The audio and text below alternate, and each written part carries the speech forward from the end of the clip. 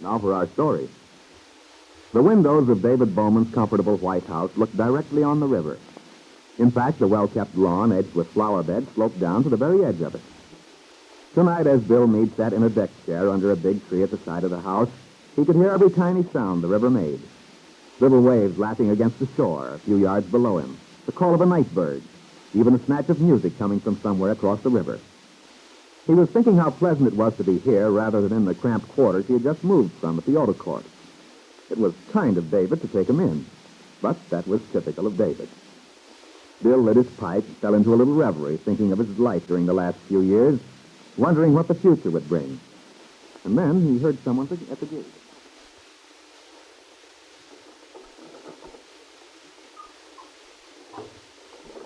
Mr. Bowman? Hello there. Aunt Mary. Is that you, Bill? Oh, none other. Oh, goodness, you have sharp eyes. Or was it my voice you recognized? Oh, partly. But that big old moon helped some. Here, Aunt Mary, sit down. Oh, would you rather go inside? Oh, no, thanks. This is wonderful. Such a nice evening. Ah, yeah, perfect. Just enough light in the air. And I've been admiring that moon all the way into town. Isn't it something, though? If I sound a little foolish, you'll know I'm moonstruck. Oh, how's the family out at the Lane Farm tonight? Just fine, Bill. I left Randy and Peggy squabbling over some game they're playing. Some kind of guessing game. Goodness, the yammering and arguments those two get into. They must be playing Who Am I? That's always good for a fight. They dragged out every reference book we owned, deciding who was right. And by the time I left, they were beginning to get Lefty involved, too, as a sort of mediator. Never a dull moment, huh? To say there isn't. Bless them. Is David inside? No, Aunt Mary. He hasn't come back from Huntsville yet. Oh? I rather expected he'd be home by now. They got in from Miami early this afternoon, didn't they? Yeah, I believe so. David took Kitt straight to the sanitarium. I haven't seen him yet myself. He was in the bank for a while, but I missed him. I've been so anxious to know about Kitt. Yeah, so have I. And Mr. Bowman said he'd tell me the whole story when he came in. Then you did talk to him? Oh, just for a minute. He phoned to ask me if I'd get in touch with Lily Devon for him. Really? Yeah. He hadn't been able to reach her. You see, she was invited here to dinner this evening, and he wanted to explain that he couldn't make it. It's none of my business, Aunt Mary, but somehow I can't seem to figure that combination. You mean David and Lily Devon? Yeah. I was talking to Sarah tonight. By the way, she's spoiling me terribly already. Well, I don't think it'll hurt you to be spoiled for a little while, Bill. I hope not. Why, this is a grand setup for me living here with Mr. Bowman. You deserve it, my boy. After all the time you lived out there at the auto court. It was kind of dreary. Oh, gosh. I wish Peggy and I could have a place like this someday. You will, son. I'm sure of it. You were saying something about what Sarah told you. Oh, yeah. Oh, nothing much. I hope I'm not turning into a Mr. Grundy, but... Well, when Sarah mentioned that Lily Devon comes here to dinner quite often, it gave me quite a surprise.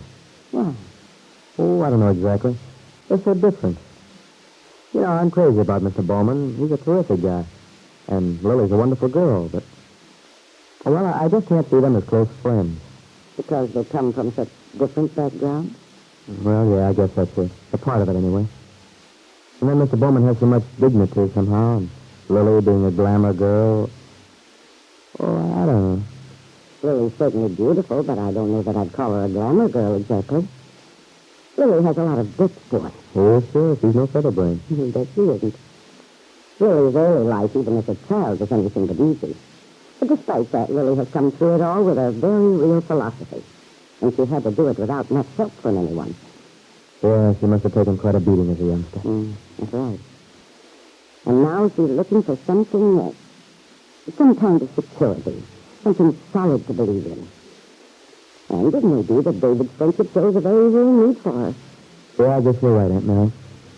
Maybe I've just been thinking superficially. Lily's being so good-looking and so much younger than Mr. Bowman. I can't imagine much excitement in their friendship. But you see, Bill, Lily's had plenty of excitement in her life already. That's probably why that sort of thing doesn't appeal to her anymore. Underneath, I think she's just as romantic as... Well, it's Peggy, for instance. Peggy? Oh, well, that's going some. Well, that little future bride of mine is just about as romantic as they come. And boy, do I love it. Oh, here's Mr. Bowman now. Oh, good evening, David. You have company. Oh, glad to hear it. Well, Mary, this is a nice welcome home. You and Dave. Hi, Mr. Bowman. Here, you take this deck chair. I'll sit on the bench. Thanks, my boy. Mary, you've been here long? Not very, but long enough that Bill and I had a nice chat. I won't stay long, David. You must be weary. I am, rather. But I'm glad to see you just the same. Well, I was so anxious to know about Kitt. Oh, I meant to phone you today, but I've been chasing myself around in circles ever since we got back. And the trip must have been wearing, too. It was. Although it went off better than I expected. Kitt slept a great deal. Then when we got to Huntsville, the sanitarian people met us, drove us to the hospital. That was good. Can you tell us anything about her condition? Well, Mary, Kitt's all right physically. They even let her get up and dress this afternoon. Oh, that's good news. Yes. But as to her mental condition, well, I hardly know what to tell you. Well, what about this doctor over there, Laird? Was he able to tell you much today? I had quite a talk with him this afternoon. In fact, I just came from there now. He insisted on my staying over to dinner so we could talk, or rather, so he could question me.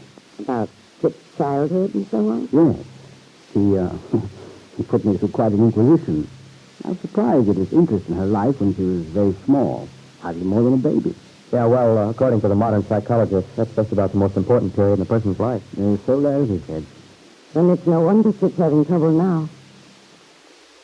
Does he think he can help her? Of course, it's much too soon for him to give me a definite opinion. Was he questioning Kitt herself? He talked to her this afternoon. He didn't tell me what she said.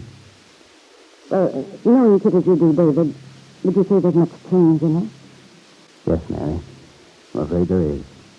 At times, she's completely incoherent. Just doesn't make sense at all. When you think of the fine person that girl might have been. Well, Mary, we mustn't feel too discouraged. I'll admit it's quite an upsetting experience, seeing her in her present condition. Kit's always had such a quick, vital mind.